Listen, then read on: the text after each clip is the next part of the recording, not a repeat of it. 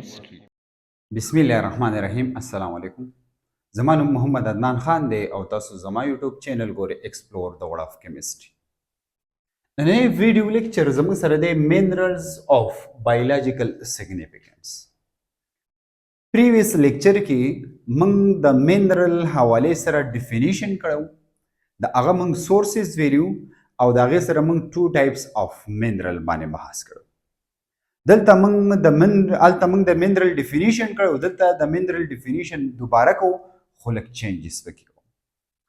mineral هغه سبستانسز ته ویل کېږي چې کوم سبستانسز زموږ سره په ځمکه کې وي او په امپیور فارم کې وي. لکه فار ایگزامپل زموږ سره څوک دی میګنیشیم دی، سوډیم دی، کیلشیم دی، فاسفورس دی، سلفر دی، یعنی کمپاوند شکل کې وي، سبستانس شکل کې وي، امپیور فارم کې وي او دغه mineral زمونږ باډي ته یو خاص سپورټ ورکوي. دغه ټایپ اف کیمیکل سبستانس ته به موږ mineral وایو. یعنی کیمیکل سبستانس دي موستلی دا په څه کې موجود دي؟ موستلی دا په ارت کې موجود دي، خو موږ یې د فوډ په ذریعه باندې حاصلوو. دا خبره یاد ساتئ. امپیور فارم کې دي، په ارت کې په کمپاوند شکل کې موستلی دي. دا خبره یاد ساتئ.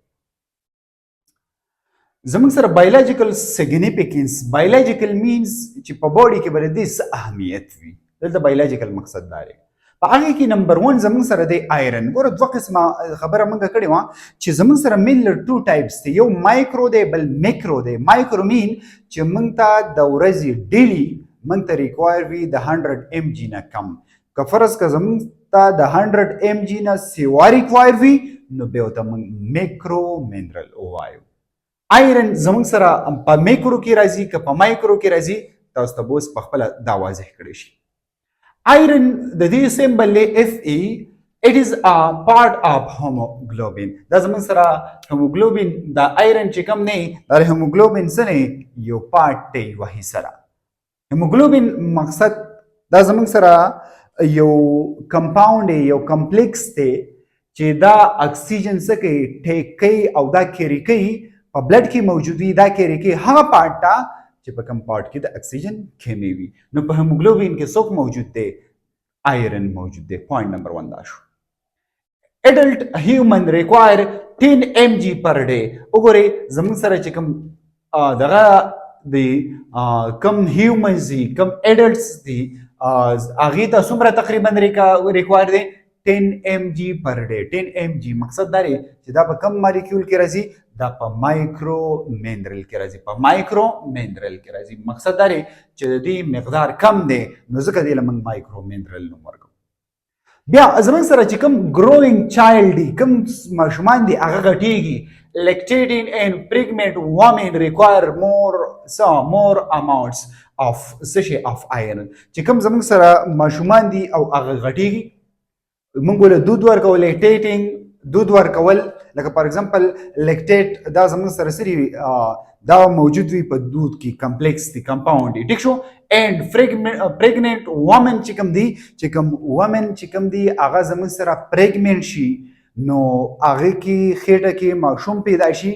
دغلته بیا زموږ سره چې کوم فوډ ریکوایر وي نو دغه فوډ چې کوم دی نو دې ته بیا ډېر اماونټ اف فوډ چې کوم دی دا انرژي چې کوم دی دا ریکوایر وي. نو د دې د وجې نه زموږ سره د دې چې کوم کنسنټریشن دی، مقدار دی د آیرن، نو په دې ځای کې بیا دا په لارج اماونټ کې پکار وي. لکه دی خو ګورئ ما اگزامپل ورکوي ګروینګ چایلډ او پریګننټ چې کوم وومن دی، په دې کې به موږ څه آیرن چې کوم دی دا ډېر استعمالوو. ټیک شو.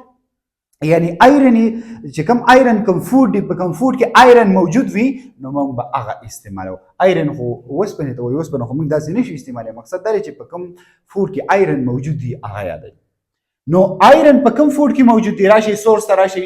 میټ، ریډ میټ چې ورته ویلی کېږي، ایګ چې کوم یاک دی په دې کې وي، بل سپینچ چې کوم دی په دې کې وي، فیشز چې کوم دی په دې کې موجود دي، ویټ چې کوم دی په دې کې به زموږ سره څه آیرن موجود دي. د دې خبرې مقصد دا دی چې چاته د آیرن کمی راغی نو دا فوډ دی استعمالوي. د دې فوډ د وجې نه ما د دې ته باډي ته څه کېږي؟ د آیرن چې کوم ریکوایرمنټ دی هغه به د دې پوره کېږي. ډیلی هیموګلوبین سینتھیسس ریکوایر ان 27 mg چې کله ډیلی هوموګلوبین زموږ سره څه کیږي سینتیسایز کیږي پریپیر کیږي نو تقریبا 27 mg څه پکار دی آیرن پکار دی بٹ the same amount is obtained big of hemoglobin breaking چې کله هوموګلوبین بریک کیږي نو په سیم اماونت باندې د ته بیرته دغه عمر آیرن بیرته څه کیږي پرووایډ کیږي دا خبره یاد ساتئ بل پوینټ پکې سره about 300 mg transfer to fetal چې کله زموږ سره دغه چې کوم دی یو فیمیل هغه پریګننټ شو د دې په خټه کې یو ماشوم جوړ کړی شو نو بیا زموږ سره پیټس ته به زموږ سره څومره تقریبا about 3 mg دا به زموږ سره څه کیږي دومره آیرن به ټرانسفر کیږي نو چې دومره آیرن ټرانسفر کیږي نو په باډي کې د آیرن کمی راځي نو چې د آیرن کمی راځي نو موږ به آیرن چې کوم فود دی په کوم فود کې آیرن دی نو هغه به موږ ډیر خورو چې دا کمی چې کوم دی دا څه شي دا پوره شي دا خبره یاسه بل زموږ سره ډیفیشنسي اف آیرن چې کله د آیرن ډیفیشنسي راشي په باډي کې د آیرن کمی راشي نو څه چل وکیږي یو ډیزیز دی هغه ته موږ وایو انیمیا چې دا یو ډیزیز دی دا زموږ سره څه چل کیږي د بلډ کمی دلته راځي نو که فرض که په باډي کې آیرن کم شو نو دا بیماری به بیا زموږ سره څه کیږي دا بیماری او بیا زموږ سره راځي دا خبره یاسه اوس کو فار ایگزامپل ایکسس کې شو یعنی فار ایگزامپل آیرن زموږ په باډي کې په زیاده مقدار کې شو نو بیا بسوي ایکسس اف آیرن از سٹور ان د فارم اف هیموګلوبین اینڈ سکن پنکریاس لیور اینڈ سپلین زموږ سره چې کوم ایکسس اف آیرن دی هغه به سٹور کیږي ان د فارم اف هیموګلوبین په شکل کې په کوم ځای کې په سکن کې په پنکریاس کې په لیور کې اینڈ سپلین کې بده کې به زموږ سره څه کې سٹور کیږي نو چې سٹور کیږي فردر څه چل کیږي ځکه چې ایکسس دی نه د یو سیز زیاتوالی خوي نه د یو سیز کموالی خوي دواړه بیماریانې کاس کوي چې سوا شي هم پرابلم راولي او چې کم شي هم پرابلم راولي نو چې سوا شي څه چل وکړي this lead to bronze appearance په دې باډي باندې به څه راشي برونز اپیر شي څه شي توروالی به اپیر شي په څه باندې په سکین باندې بل زموږ سره ډیابیټس میلیټس زموږ سره دا شوګر ته ویل کېږي دا به زموږ سره بیا دغه کېږي لیور ډیزیز به راځي او آر هیمو سیډروسس دا به هم راځي مقصد دا دی چې دلته به زموږ سره څه کېږي یو کمپلیکس فارمیشن به کېږي چې کله کمپلیکس فارمیشن کېږي نو څه چل به کېږي کاز د باډي ټو ابزارب مور زموږ سره به څه وي زموږ سره ټو مچ آیرن فرام فود مقصد دا دی چې کله زموږ په باډي کې دا یو کمپلیکس دی د دې فارمیشن کېږي نو چې فارمیشن کېږي په هغې کې د آیرن زیات ضرورت وي چې د آیرن زیات ریکوایرمنټ وي نو دلته به زموږ سره چې کوم فود دی هغه موږ خورو دغه فود چې کوم دی په دغه کې آیرن موجود دی نو دغه آیرن به څه چل کوي ابزارف کوي او د دې نه دغه کمپلیکس فارمیشن کېږي دا خبره یاد ساتئ دا زموږ سره اولنی نمبر منرل اف بایولوژیکل سیګنیفیکنس کې موږ په آیرن باندې بحث وکړو دویم نمبر زموږ سره سنې دویم نمبر زموږ سره کیلشیم دی سنې کیلشیم دی د کیلشیم سیمبل زموږ سره سی ای دی ٹھیک شو ها زموږ سره کیلشیم چې کوم دی مین کنسټیچوئنټ اف بون دا زموږ سره مین پارت دی د چا مین پارت دی د بون یو مین پارت دی سره لکه فار ایگزامپل زموږ سره کیلشیم او فاسفورس آر کارډ سیمنټ اف بون چې کله موږ فاسفورس او کیلشیم کمباین خبره کوو نو دې ته موږ سیمنټ اف بون وایو څه ورته موږ وایو سیمنټ اف بون ورته وایو دا خبره یاد ساتئ ښه بل امپورټنټ خبره پکې سره about 1 kg کیلشیم present in human body تقریبا زموږ سره 1 کیلو 1 kg زموږ سره کیلشیم په باډي کې سره په باډي کې موجود دی دا خبره یاد ساتئ ټیک شو 99% په دې کې 99% چې کوم کیلشیم دی هغه زموږ سره په څه کې موجود دی بون کې موجود دی in the form of د څه په شکل کې هایدروکسی اپیټایټ د هایدروکسی اپیټایټ په شکل کې زموږ سره سره دا موجود دی څومره 99% دا په بون کې په اډو کې موجود دی دا خبره یاد ساتئ small amount of calcium also present in blood په بلډ کې هم زموږ سره په لږ مقدار کې څه موجود دی کیلشیم هم شته په ډیلی روټین کې آیا موږ ته څومره کیلشیم ریکوایر دی تقریبا 800 زموږ سره څومره پکار دی 800 پکار دی 800 mg نو دا زموږ سره په کم دغه کې راځي منرل کې راځي دا زموږ سره په میکرو منرل کې راځي دا خبره یاد ساتئ اټ ریګولیټ دا د دې هغه سره د دې ورکینګ سره د دې فنکشن سره اټ ریګولیټ دا به ریګولیټ کوي څه لارج نمبر اف څه شي لارج نمبر اف اکټیویټیز دا په وسیل چې کوم اکټیویټیز دي دا به څه کوي دا ریګولیټ کوي سو د چا خبره کوي؟ د کیلشیم خبره کوي. چې کوم زموږ سره ماسکولر اینڈ نروس چې کوم فنکشن دي دا به هم ریګولیټ کوي، دا به هم څه کوي؟ ریګولیټ کوي.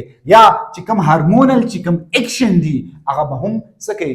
ریګولیټ کوي. دا خبره یاد ساتئ. یا بلډ چې کوم کاګولیشن دی دا به هم زموږ سره په یو پراپر طریقه باندې دغه کوي، د دې ریګولیشن به کوي. اینډ زموږ سره څه نه سیل موټیلیټي دا به هم زموږ سره د دې ټولو به څه کوي؟ د دې ټولو ریګولیشن به کوي. د دې ټولو به څه کوي؟ دا ټول به ریګولیټ کوي. دا خبره یاد ساتئ. بلډ کاګولیشن خو پیژنئ که نه، چې کله زموږ سره وینه څه شي رکشلی کی وینا جام کیږي، دا زموږ سره بده کې بس ورکه هیلپ ورکه ریګولیټ کوي او سیل موټیلیټي خو تاسو پیژنئ. ټیک شو. ها زموږ سره سورس برسي دی سوي دا کیلشیم بر کم سیزونه نه حاصلېږي.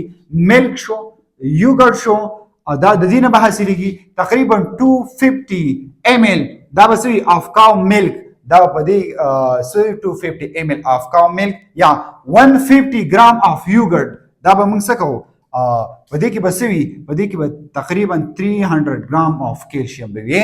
چې کله د کاو 250 ml یا 150 ګرام موږ یوګرټ راواخلو نو په دې کې به څومره زموږ سره ګرام کیلشیم به پکې تقریبا 300 ګرام کیلشیم به پکې څه موجود وي. نور دا کیلشیم په کم سیزونو کې موجود دي. ایک چې کوم یاک ته په هغې کې موجود دی. نټس چې کوم دي، نټس خو پیژنئ موږ چې ورته راچارجې وایو، په دې کې موجود دي. ویجیټیبلز چې کوم دي په دې کې هم شته. ګرین چې کوم لیف دي په هغې کې هم موجود دي ایټسټرا. دا زموږ سره څه دي؟ سورس آف کیلشیم دي چې کیلشیم زموږ سره په کم سیزونو کې. اوس که فار ایگزامپل د کیلشیم ډیفیشنسي راشي، کموالی راشي، نو څه چل به کېږي؟ اسټیوپوروسس به کاز کېږي. اسټیوپوروسس مقصد دا زموږ سره داسې یو بیماری ده، داسې یو ډیزیز دی چې په دې کې به څه چل کېږي؟ برایټل ا بون ان اډلټ. زموږ سره چې کوم اډلټ دي، کوم هیومن دي، کوم اډلټ هیومن دي، نو د هغې بون به څه کېږي؟ د هغه بون به رجېږي. اسټیوپوروسس ورته ویلی کېږي. ټیک شو.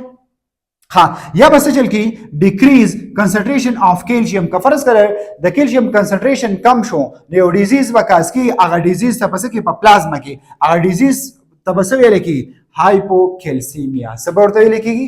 هایپومین لوور. څه ته ویل کیږي؟ لوور. یعنی د چا کمې راغی لیس یا لوور، د چا کمې راغی؟